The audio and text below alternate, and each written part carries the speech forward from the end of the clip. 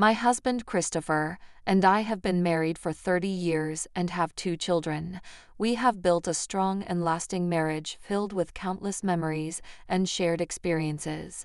From our first trip across the country to quiet evenings spent watching our children grow up, every moment is woven into the fabric of our life together. Whether it's celebrating anniversaries as a family or just weekend backyard brunches, these shared moments have strengthened our bond and made our journey together truly unforgettable. Every family celebration we share together is deeply felt, as we strive to cherish every moment with our loved ones. Our relationships with each other's relatives are exceptional. We get along very well and often find ourselves surrounded by the warmth and joy of extended family gatherings. Truly, we are fortunate to be part of such a large and friendly family. Today was a special occasion. My mother-in-law, Evelyn, was celebrating her birthday. Early in the morning, I picked up the phone to call her and wish her a happy birthday. During our conversation, I asked how she envisioned celebrating her big day.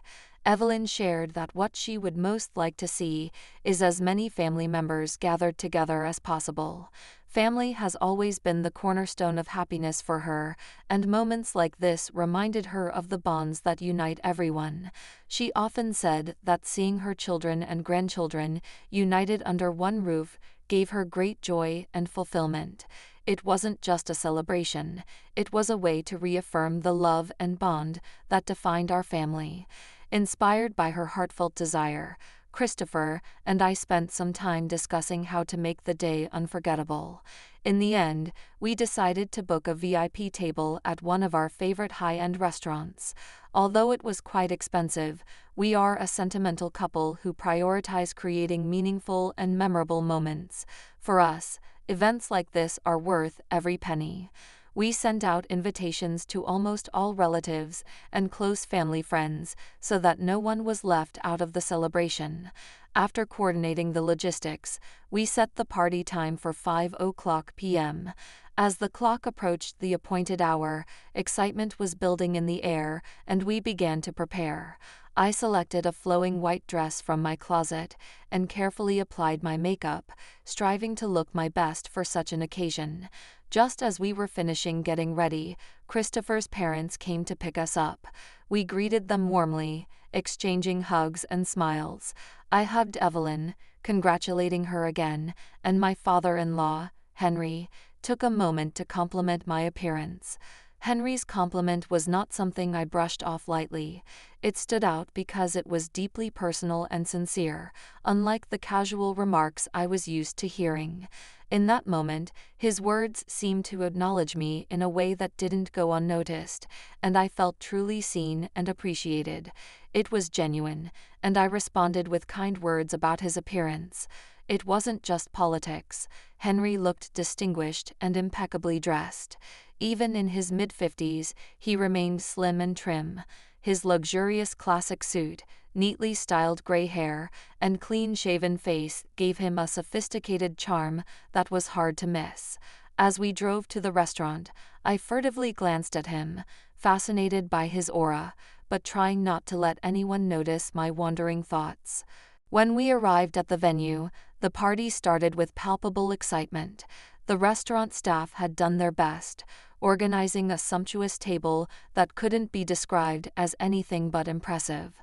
It felt more like a wedding reception than a traditional birthday party. Interestingly, our outfits inadvertently made Henry and I stand out from the crowd, drawing attention to us as if we were the bride and groom. I jokingly commented on this to Henry, and he laughed heartily, remarking that he would have loved to marry someone as beautiful as me. Fortunately, Evelyn was out of earshot. Although his words were flattering, I gently reminded him that as a married man, such comments were best not made, especially on his wife's birthday.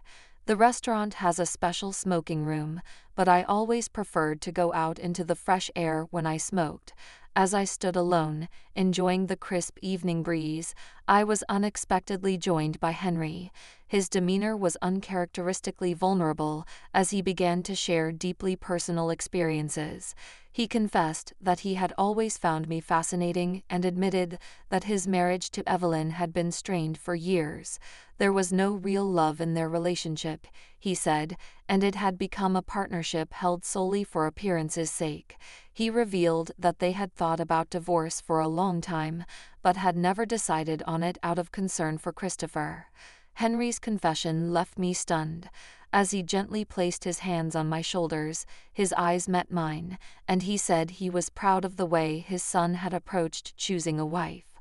I didn't know how to respond. To my surprise, I realized that I had harbored feelings for Henry too.